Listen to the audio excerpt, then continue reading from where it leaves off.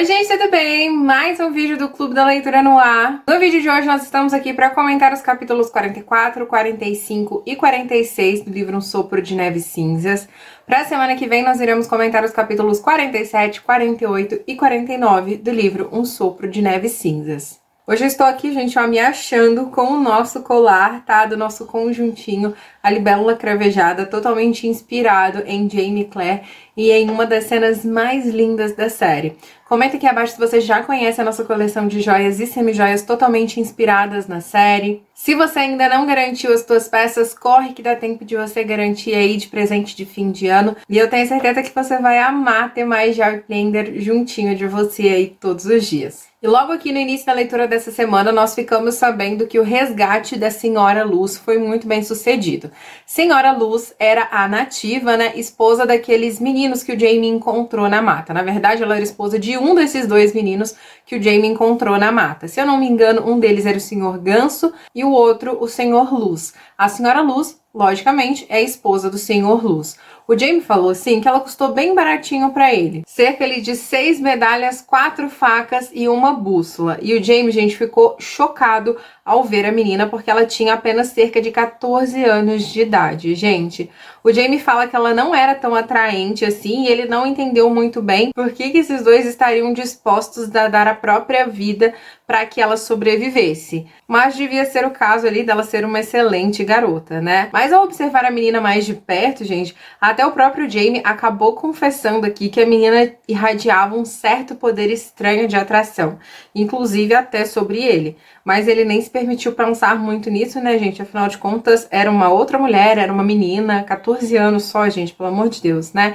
Então o Jaime acaba deixando esses pensamentos de lado. E logo ele vai conversar com um pássaro que voa pela manhã. Inclusive é outro que tá assim, sem entender muito bem porque o Jaime estava disposto a pagar pelo resgate dessa menina. Ele até começou a pensar 2 vezes se realmente ele fez um bom negócio vendendo a Senhora Luz pro Jaime. Porém, gente, eles nem tiveram tanto tempo para pensar nisso assim, nem discutir sobre isso, porque logo acabou chegando um homem que já era conhecido do pássaro que voa pela manhã, mas era a primeira vez que o Jaime o estava vendo. O Jaime já ouvira falar muitíssimas vezes anteriormente sobre esse homem, mas ele nunca havia encontrado. Era o Alexander Cameron. E pelo que eu entendi, esse homem era um inglês, mas ele vivia ali com os nativos desde os seus 15 anos de idade. Não se fala exatamente quantos anos o Alexander tem, mas pelo que o Jaime pôde descrever aqui pra nós, já faz muito tempo que ele vive com os nativos. Tanto tempo que, se não fosse pela sua barba ali, né, típica de um inglês, o Jaime até acharia que ele era um nativo mesmo. E esse homem, gente, ele estava presente ali porque ele queria intermediar uma venda entre os Cherokes com um tal de James Henderson. Homem este que o Jaime também já havia ouvido falar sobre ele. E isso, gente, era algo bastante político, tá? Esse homem, ele queria comprar essas terras dos nativos e eram terras que estavam muito próximo da linha do tratado. Na verdade, bem lá pro fundinho mesmo da linha do tratado. E essas terras, gente, se encontravam ali na região do Tennessee. A ideia desse homem, né, do James Henderson, era fundar algumas cidades ali no interior da mata. E o James, gente, ali naquele momento, ele não entendia exatamente qual era o propósito político disso, mas ele sabia que se tratava disso, né? E ele pretendia se manter muito distante disso. E aí a noite chega, eles estão ali em uma roda, né, de amigos, conversando, fumando um charuto, bebendo algumas bebidas, apenas homens, tá? As mulheres não estavam presentes, e o Jaime fala que a conversa começou a tomar um rumo ali sobre batalhas e guerras, e todo mundo começou a falar ali de quais batalhas já haviam participado, como tinha sido, né, o que tinha acontecido. Ele não pretendia falar nada, ele queria ficar de ouvinte, mas, gente, eles estavam ali, né, só rodando o charuto, fazer uma roda o charuto. E quando o James se deu conta, ele estava ouvindo a própria voz dele relatando alguns acontecimentos de Culloden. Foi como um passe de mágica, gente. Ele começou a contar suas experiências da batalha. E lembrando só aqui pra vocês que o Jaime, ele não tinha memórias, né, da Batalha de Culloden. O trauma pós-batalha acabou gerando ali um bloqueio na mente do Jaime.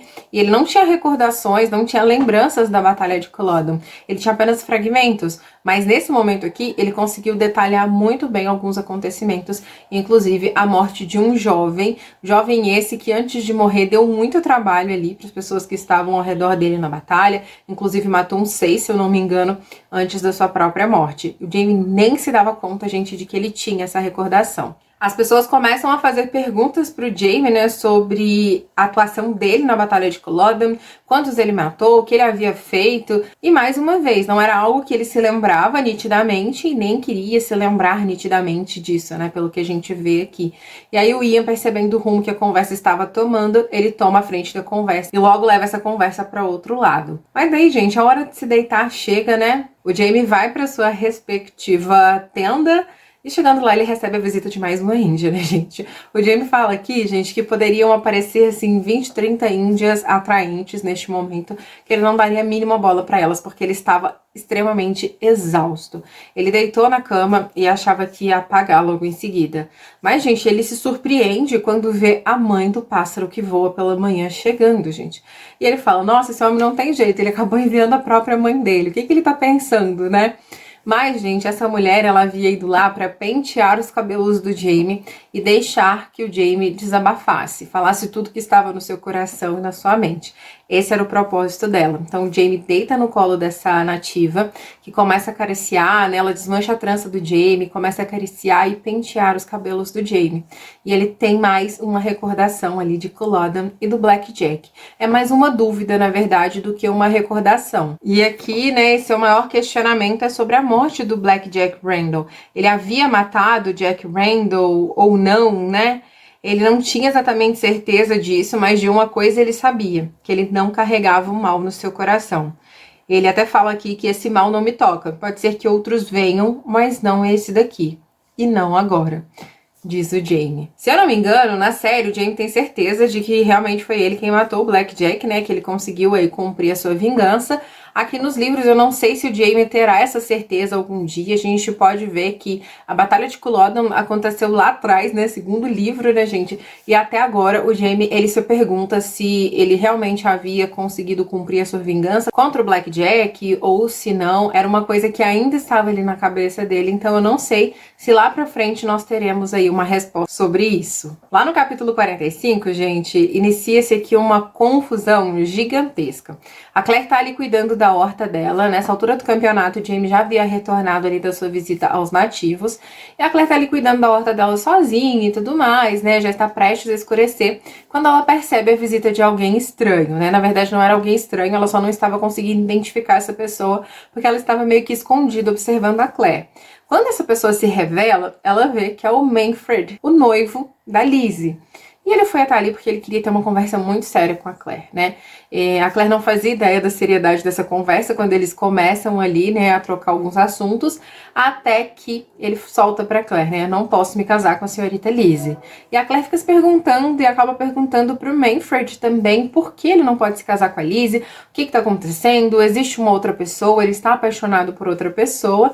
Ele revela que sim, mas que é um caso de amor impossível. A Claire até começa a se perguntar se seria impossível por conta da mãe do Manfred, porque a mãe dele, Ute, se eu não me engano, esse é o nome dela, ela, assim, gente, ela é super brava. Se eu não me engano, eles são alemães, então vocês imaginam, né? E ele fala, gente, que mesmo que a mãe dele apoiasse neste momento, seria impossível se casar com essa mulher, porque ela estava morta, gente. A Claire, assim, tenta consolar o rapaz, porque ele estava chorando muito, parecia que ele era realmente muito apaixonado por essa mulher, e ela era uma prostituta. Ele fala aqui pra Claire. E aí a Claire já logo entende o porquê dessa situação, né? O porquê deste casamento, né, não poder acontecer mesmo que a mulher estivesse viva. E a Claire fala que sente muito, abraça o Manfred. E aí ele fala, olha, eu não posso me casar com a senhorita Lizzie porque eu estou com a doença do francês. Eu não posso contaminá-la. Gente, a Claire, assim, entra em choque e rapidamente ela leva o Manfred para conversar com o Jaime. E, gente, não resta muita saída, né? Agora eles precisam contar para o pai da Lizzie, o Sr. Wemyss. E mesmo que exista a possibilidade do Manfred ser curado, era sífilis, né? A Claire tinha penicilina, mas ela não tinha certeza se essa penicilina caseira que ela produzia ali em Reed seria totalmente eficaz a ponto de curar o Manfred da sífilis. Então é algo que ela nem conta para ele de primeiro momento. Ela pretende primeiro estudar ali o sangue dele para ver se de fato ele sim está com sífilis, né? Se essa suposição dele bate, e a Claire pretende fazer isso. Inclusive ela vai até o seu consultório, colhe uma amostra de sangue dele enquanto ele tá ali esperando pelo Jamie para conversar com o Sr. Wemyss. E a Claire tá conversando com ele e tudo mais. Quando vê a Claire meio que dá um puxão de orelha nele, gente, ele escuta uns passos pesados subindo a escada do consultório. Essa foi a deixa que ele precisava, porque neste exato momento, gente, ele chega ali no parapeito da janela do consultório da Claire e se joga, sai correndo ali em direção à mata. Quem estava chegando no consultório era o jovem Ian, que estava carregando a Lizzie, gente, a pobre da Lizzie nos braços. E eu tenho uma imagem completamente diferente da Lizzie dos livros, da Lizzie da série. Aqui nos livros, ela é descrita para nós como uma menina extremamente branca, muito pequenininha, muito doce, muito meiga. E eu não consigo visualizar, tá aí mais uma personagem que eu não consigo visualizar. A atriz que nós temos na série, na leitura aqui dos livros, na descrição da sua personagem. Apesar da atriz que interpreta a Lizzie ser totalmente branquinha, né, bem magrinha também, mas ela me parece ser uma mulher tão alta, tão assim, avantajada, que eu não consigo associar essas duas personagens. Mas enfim, só uma observação aqui pra vocês. Então, o Ian estava carregando a Lizzie nos braços porque ela estava passando por outro episódio de febre por conta da malária, gente. A Claire fala que, assim, a malária estava indo e voltando muito frequentemente agora. Ela havia ficado bastante tempo sem dar nenhum sinal e agora era algo que se tornava mais frequente. E bastante intensa, já que a Lizzie passava por vários desmaios, às vezes ela era encontrada desacordada, né? As coisas que ela estava fazendo ou carregando ali nos braços estavam caídas no chão e a Lizzie ao lado. Isso era cada vez mais frequente agora. A Claire faz o mesmo procedimento, né, de passar aquele unguento no corpo da Lizzie. Ela pede até a ajuda do jovem Ian neste momento. Ela cobre a Lizzie toda, né, tira toda a roupa da Lizzie, mas joga ali um cobertor por cima da Lizzie e pede para que o jovem Ian vá passando esse unguento ali no corpo dela, né, enquanto ela vai examinando ali a pequena amostra de sangue que ela conseguiu colher do Manfred. E sim, gente, ele realmente estava com sífilis. A Claire não tinha ideia se ela conseguiria salvar o Manfred com a sua penicilina, mas o jovem Ian se prontifica a procurar pelo Manfred na mata para que a Claire pudesse comunicar isso a ele, né? Que existia ali uma possibilidade dele se curar. Mas, gente, o Ian, ele volta com notícias nada boas, já que ele encontrou sim o Manfred, que acabou fugindo mais uma vez e manifestou a vontade de acabar com a própria vida. Então a Claire nem teve como contar pro Manfred, né, que talvez ela tivesse a salvação para ele. E eles demoraram muito para dormir naquela noite, porque eles estavam preocupados com o Manfred, que havia desaparecido. O Jamie havia ido até Salem para contar para a família dele tudo que havia acontecido, toda a revelação que ele fez para Claire. E eles mal tinham conseguido dormir. A Claire fala aqui que tinha cerca de 1 hora que ela havia conseguido se deitar, porque estava ali em função da Lizzie.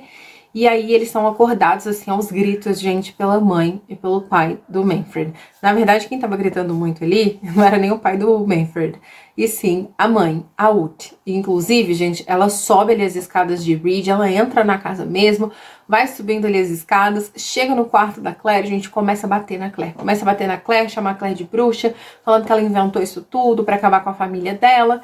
E neste exato momento, gente, a Claire tem ali um dos seus primeiros gatilhos em relação a tudo que ela passou recentemente, né? E ela começa a estapear a Ute, assim, sem entender exatamente o que tá acontecendo. A realidade começa a se misturar com as lembranças que ela tinha desse recente acontecimento. E a Ute já tinha até parado de bater nela, pelo que eu entendia que o James estava protegendo a Claire. Mas a Claire continuava com esse excesso, né, de raiva, entre aspas. Ela continuava batendo ali, né, em alguém. E logicamente, né, que a Ute usa isso contra a Claire e fala, olha, tá vendo como que ela é louca?